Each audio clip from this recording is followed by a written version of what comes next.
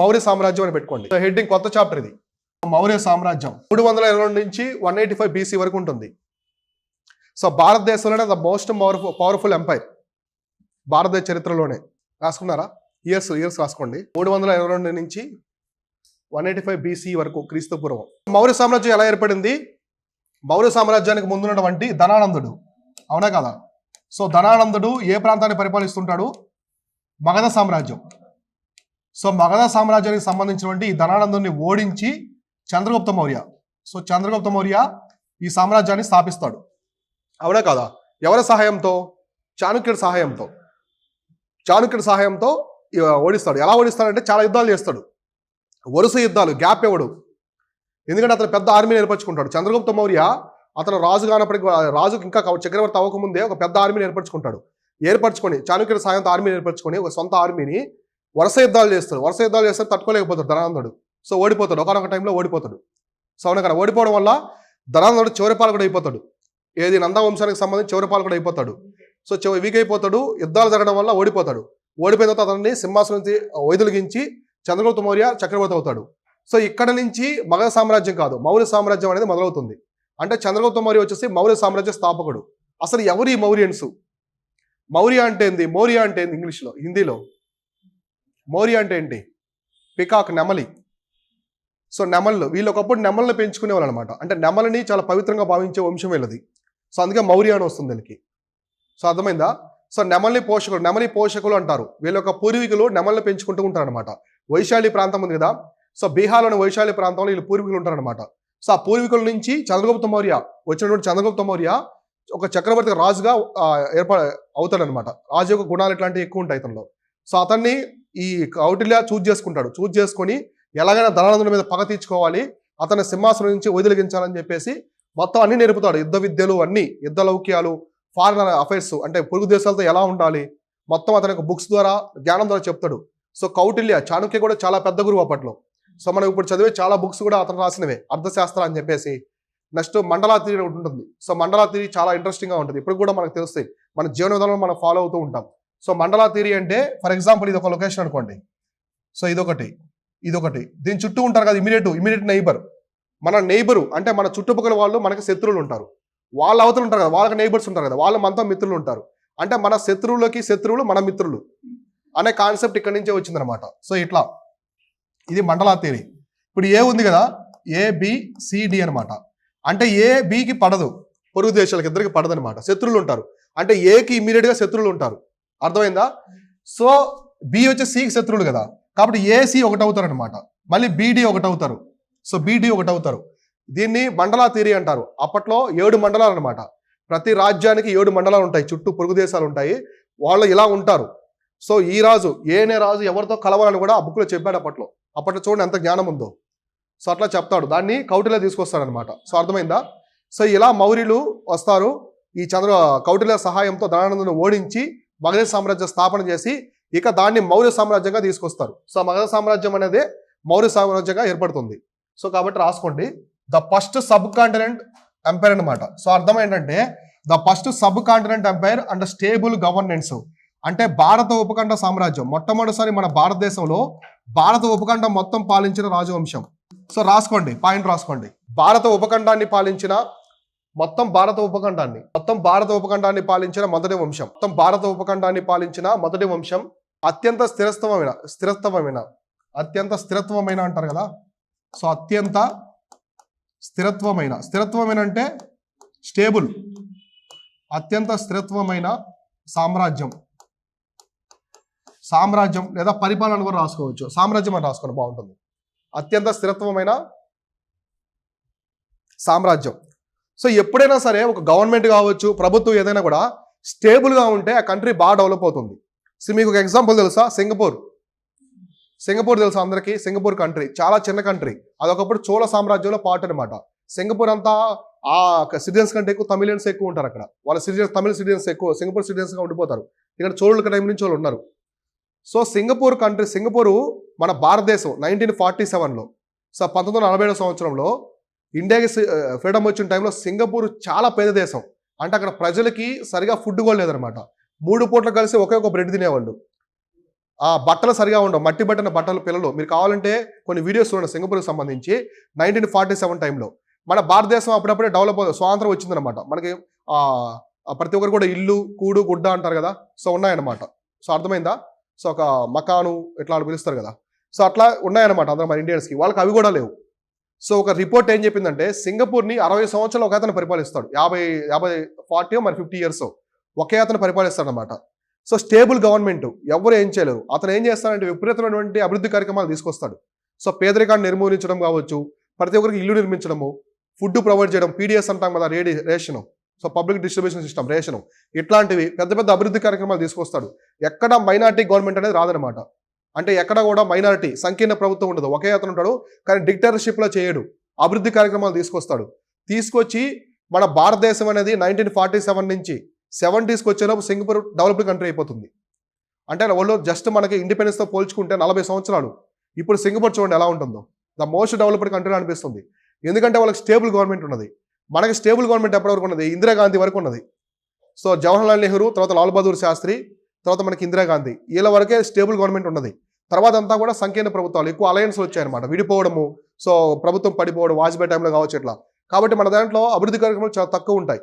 ఎందుకంటే stable government లేనప్పుడు ఆర్థిక వ్యవస్థ కుప్పకూలిపోతుంది. సో అంతే కదా, 2 పార్టీలు పక్కకు తప్పుకున్నాయి అనుకో. ఇప్పుడు అటల్ బిహారీ వాజ్పేయి గారు 13 రోజులే ఉన్నారు, అవునే కదా, ప్రైమ్ మినిస్టర్గా. సో ఎందుకంటే తప్పుకున్నారు వాళ్ళు, అవిశ్వాస తీర్మానం పెట్టి ఆయన్ని తీసేశారు. సో కాబట్టి ఎప్పుడైనా స్టేబుల్ గవర్నమెంట్ ఉంటే అది చాలా పవర్ఫుల్గా ఉంటుంది, అభివృద్ధి కూడా ఎక్కువ జరుగుతుంది. అంటే చేసే అభివృద్ధి అనేది ఎక్కువగా ఉంటుంది అనమాట. ఓకేనా? అంటే మిగతా అలయన్స్ యొక్క ప్రెజర్ ఉండదు. సో అర్థమైందా? ఇట్లా కాబట్టి ఇది అత్యంత స్థిరత్వమైన సామ్రాజ్యం. అందుకే మన భారతదేశ చరిత్రలో ద మోస్ట్ పవర్ఫుల్ కింగ్డమ్ ఏదైనా ఉందా అంటే మౌర్య సామ్రాజ్యం. అలానే మోస్ట్ పవర్ఫుల్ చక్రవర్తి కూడా ఎవరంటే అశోక చక్రవర్తి. సో అందుకే వీళ్ళకి అంతా ప్రాతిథ్యం ఉంటుంది. ప్రాచీన భారత చరిత్రలోనే కాకుండా మొత్తం భారతదేశ చరిత్రలోనే అత్యంత శక్తివంతమైన సామ్రాజ్యం ఏదంటే మౌర్య సామ్రాజ్యం. సో ఇప్పటికి కూడా మనం చెప్పుకుంటూ ఉన్నాం చూడండి, దారికి ఇరువైపులా అశోకుడు చెట్లు నాటించాడని, అవునా కదా? అశోక చక్రవర్తి ఈయన అనమాట, చంద్రగుప్త మౌర్య యొక్క మనముడు, సో బిందుసార కొడుకు. సో వాళ్ళ గురించి ఇప్పుడు కూడా మనం ప్రస్తావిస్తున్నాం. వాళ్ళకి సంబంధించిన ఆధారాలు ఇప్పటికి ఉన్నాయి. కర్నూలులో చెప్పారు కదా, రాజుల మందగిరి, ఎర్రగుడి అనే ప్రాంతాలు ఉంటాయి. సో కర్ణాటకలో ఉన్న కంగడహల్లి ప్రాంతంలో శిలా శాసనాలు ఉంటాయి. అంటే ప్రజలతో ప్రత్యక్షంగా మాట్లాడినటువంటి మొట్టమొదటి చక్రవర్తి కూడా అశోకుడే. వీళ్ళే చాలా ప్రత్యేకతలు ఉంటాయి మౌర్యులకు సంబంధించి. ఇట్లా ఈ మౌర్య సామ్రాజ్యం అనేది మొట్టమొదటిసారి భారత ఉపఖండం మొత్తం పరిపాలించింది. ఇక్కడ చూడండి, ఇక్కడ Afghanistan, so almost Afghanistan, so Afghanistan దగ్గర నుంచి తమిళనాడు వరకు, సో తమిళనాడు వరకు, అర్థమైందా? ఇక్కడ వచ్చేసి ఇరాన్, ఆల్మోస్ట్ మనకి పాకిస్తాన్ ఇరాన్ బోర్డర్ అనమాట. సో ఇక్కడ నుంచి ఆల్మోస్ట్ మనకి ఇక్కడ వెస్ట్ బెంగాల్ అంటే అస్సాం అనుకోండి. సో అస్సాం వరకు చూడండి ఎంత పెద్ద సామ్రాజ్యం అశోకుడి టైంలో ఉంటుంది ఇది. సో అశోకుడి టైంలో 265 BCలో ఉంటుంది మౌర్య సామ్రాజ్యం. సో ఇంత పెద్ద సామ్రాజ్యం అంటే అశోకుడు వాళ్ళ స్తూపాలు కూడా ఇస్తారు, ఆఫ్ఘనిస్తాన్ ప్రాంతంలో స్తూపాలు కూడా ఉంటాయి. సో ఇంత పెద్ద సామ్రాజ్యాన్ని ఇంకెవరు పరిపాలించలేదు, బ్రిటిష్ వాళ్ళు తప్ప.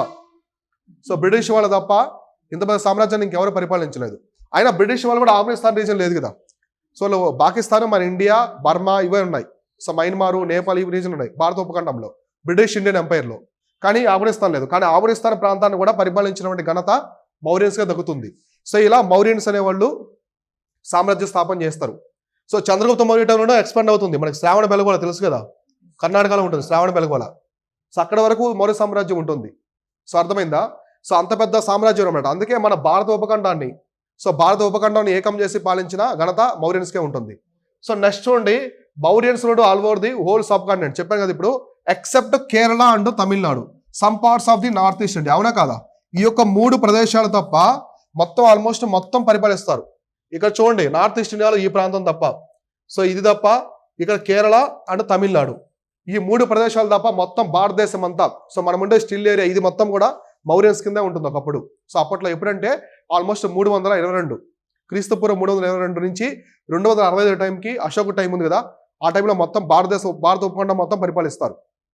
సో ఇప్పుడు ఈ మౌర్య చక్రవర్తుల్లో మనం ప్రధానంగా చూసుకుంటే ఒకటి వచ్చేసి చంద్రగుప్త మౌర్య. సో ఇప్పుడే రాసుకోవద్దు, నేను చెప్తాను, జస్ట్ ఇదంతా ఇంట్రడక్షన్ అనమాట. సో మొట్టమొదటి చక్రవర్తి వచ్చేసి చంద్రగుప్త మౌర్య ఉంటాడు.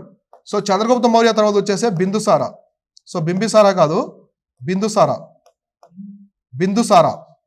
సో నెక్స్ట్ వచ్చేసి అశోక చక్రవర్తి, సో అశోకుడు. సో మనము మామూలుగా అలెగ్జాండర్ ది గ్రేట్ అంటాం కదా, అవునా కదా? అలెగ్జాండర్ ది గ్రేట్ అంటారు. ఎక్కడ మీకు చూడండి టెక్స్ట్లో, గూగుల్ హోటల్లో కూడా కొత్త అలెగ్జాండర్ ఉండదు, అలెగ్జాండర్ ది గ్రేట్ అంటారు. అలా పిలవగలిగిన ఒకే ఒక చక్రవర్తి అశోకుడు. అశోక ది గ్రేట్ అని ఉంటుంది. మీరు చూడండి ఎక్కడైనా అశోక ది గ్రేట్ అని ఉంటుంది. ఇదే డిఫరెన్స్.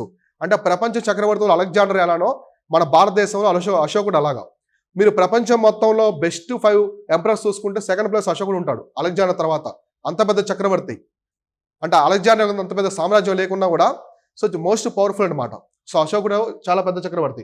అందుకే అతన్ని అశోక ది గ్రేట్ అంటారు. మీరు బుక్స్ లో కూడా చూడండి అశోక ది గ్రేట్ అని ఉంటుంది సోర్సెస్ లో. సో ఇట్లా చంద్రగుప్త మౌర్య తర్వాత బిందుసార అశోకుడు వస్తాడు.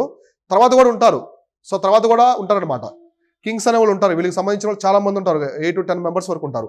సో చివరి పాలకుడు ఎవరంటే లాస్ట్ వచ్చేసి బృహద్రథ మౌర్య. ఇతను చివరి పాలకుడు. సో ఇతను వచ్చేసి చివరి పాలకుడు. ఇతని కింద ఉన్నటువంటి ఆర్మీ అధ్యక్షుడు పుష్యమిత్ర శుంగ. ఇతని కింద ఒక ఆర్మీ అధ్యక్షుడు ఉంటాడు, చాలా పవర్ఫుల్ అతను. ఆర్మీ అధ్యక్షుడు వచ్చేసి పుష్యమిత్ర శుంగ. ఇతను ఎవరు? ఆర్మీ. సో ఆర్మీ అధ్యక్షుడు అనమాట, సైన్యాధ్యక్షుడు, సేనాని అనుకోండి, సేనాని. సో ఈ బృహద్రథ మౌర్య చాలా వీక్ ఎంపరర్.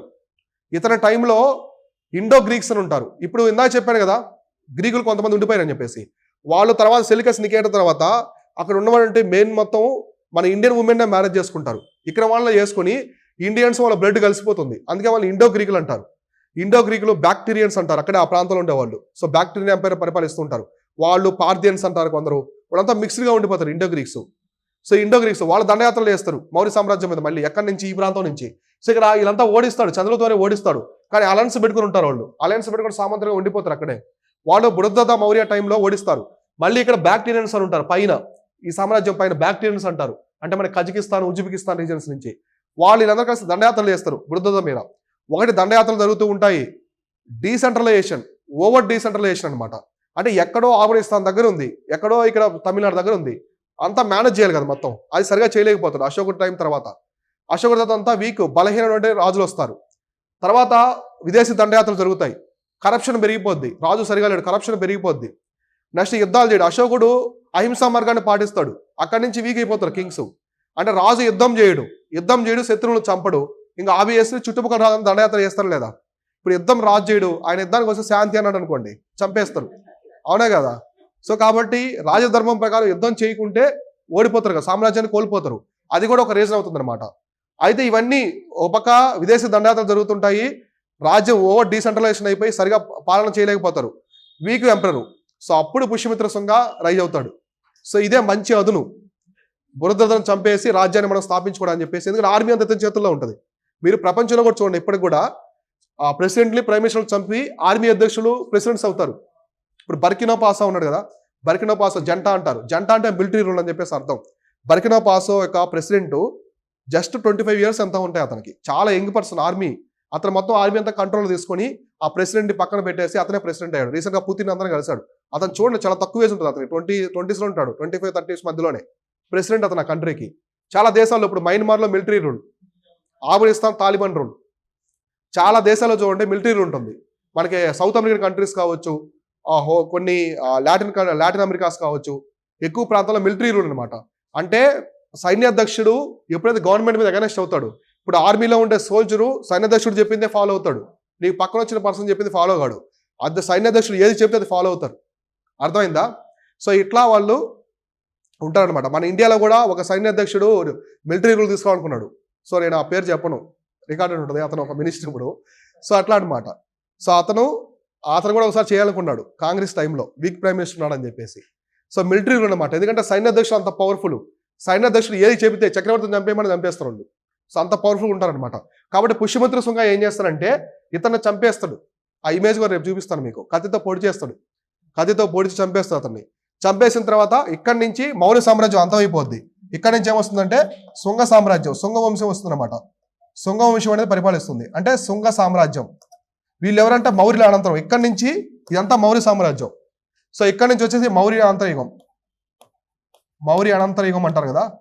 సో మౌర్య అనంతర యుగం అంటే పోస్ట్ మౌర్యన్ ఏజ్ అని, అంటే మౌర్యన్స్ తర్వాత అని చెప్పేసి పోస్ట్ మౌర్యన్ ఏజ్. సో అర్థమైంది ఇంట్రడక్షన్ నీట్గా. సో మౌర్య సామ్రాజ్యం ఎలా వచ్చింది, ఎలా అంతమైపోయింది, తర్వాత ఏమొచ్చాయి. సో మన హిస్టరీలో ఎక్కువ క్వశ్చన్స్ పడే ఏరియా ఇది, బాగా క్వశ్చన్స్ అడిగే ఏరియా మౌర్య సామ్రాజ్యము, పోస్ట్ మౌర్యన్స్. పోస్ట్ మౌర్యన్స్లో ఓన్లీ శుంగాదనిస్తే ఉంటుంది కాదు. ఇప్పుడు ఇదంతా ఏంటి, మౌర్య సామ్రాజ్యం. ఇంత పెద్ద మొత్తాన్ని వాళ్ళు పరిపాలన చేయాలంటే కొంతమంది వైస్రాయ్స్ ఉంటారు, అవునా కదా. సో కాబట్టి ఈ ప్రాంతాన్ని దక్షిణ వైపు ఉండే ప్రాంతాన్ని మొత్తం కూడా శాతవాహనులు వీళ్ళు మౌర్యన్స్ కింద పనిచేస్తుంటారు సామంత రాజులుగా.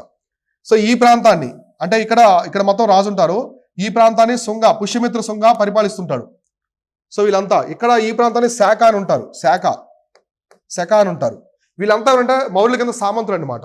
శాఖ కాదు, ఓన్లీ శుంగ, వీళ్ళు శాతవాహనులు. ఎప్పుడైతే ఈ బృహద్రథుని పుష్యమిత్ర శుంగ చంపేస్తాడో శాతవాహనులు కూడా తెలిసిపోద్ది మ్యాటర్. సో ఇతను చంపేసి ఆక్రమించుకున్నాడని. సో వీళ్ళు స్వతంత్రులు అయిపోయి ఈ ప్రాంతాన్ని వీళ్ళు ఆక్రమించుకుంటారు. అంటే ఆంధ్రప్రదేశ్, తెలంగాణ, మహారాష్ట్ర ఈ ప్రాంతంలో శాతవాహనులు పరిపాలిస్తూ ఉంటారు. ఈ శాతవాహనులు వీళ్ళు ప్రాంతాలు ఆక్రమించుకొని వాళ్ళు స్వతంత్రులు అయిపోతారు. తర్వాత కొంతకాలానికి వీళ్ళు వస్తారు, ఇండో గ్రీక్స్ కూడా రైజ్ అవుతారు, ఇండో గ్రీకులు. సో కాబట్టి ఇక్కడ శుంగ డైనస్టీ మగ సామ్రాజ్య ప్రాంతాన్ని పరిపాలించేది శుంగ వంశం. ఇక్కడ శాతవాహనులు, ఇక్కడ ఇండో గ్రీక్స్. కొంతకాలానికి మళ్ళీ కుషాణులు వస్తారు, కుషాణులు కనిష్కుడు వస్తారు. వీళ్ళంతా ఎవరంటే మౌర్యుల ఏజ్, పోస్ట్ మౌర్యుల ఏజ్ అంటాం కదా, పోస్ట్ మౌర్యుల ఏజ్ వీళ్ళంతా వస్తారు. సో అర్థమైందా? శాతవాహనులు, పుష్యమిత్ర శుంగ, శాతవాహనులు, ఇండో గ్రీకులు, కుషాణులు. సో అప్పుడు శాఖ కూడా వస్తారు, రుద్రదామన్ అని వస్తారు. ఇదంతా ఫారినర్స్. సో శక రాజ్యం కూడా వస్తుంది. శక యొక్క రాజ్యము శాతవాహనుల మధ్య వివాహ సంబంధాలు ఎక్కువ ఉంటాయి. అర్థమైందా? తర్వాత శాతవాహన రాజ్యం అనేది గౌతమిపుత్ర శుంగ ఉన్నాడు కదా, గౌతమిపుత్ర శాతకర్ణి గుజరాత్ వరకు ఆక్రమించుకుంటాడు. శాతవాహన సామ్రాజ్యం ఇంత పెద్ద సామ్రాజ్యాన్ని చేస్తాడు, పెద్ద సామ్రాజ్యం వరకు చేస్తాడు అనమాట. సో ఇండో గ్రీక్స్ ఇక్కడ ఉన్నారు, గుర్తుందా? ఇండో గ్రీక్స్ని భారతదేశం నుంచి వెళ్ళగొట్టేది గౌతమిపుత్ర శాతకర్ణి. సో వాళ్ళందరిని ఓడించి అసలు ఇండో గ్రీక్స్ అనే వాళ్ళు ఇక భారతదేశంలో ఉండరు, అక్కడ అంతరించిపోతారు అనమాట. సో ఇట్లా కాబట్టి మనం నెక్స్ట్ డిస్కస్ చేసుకునేది ఏంటంటే, ఒకటి మౌర్యన్ ఎంపైర్ ఆల్మోస్ట్ మనకి 3 క్లాసెస్ పడుతుంది, పెద్దది, చాలా పెద్ద చాప్టర్.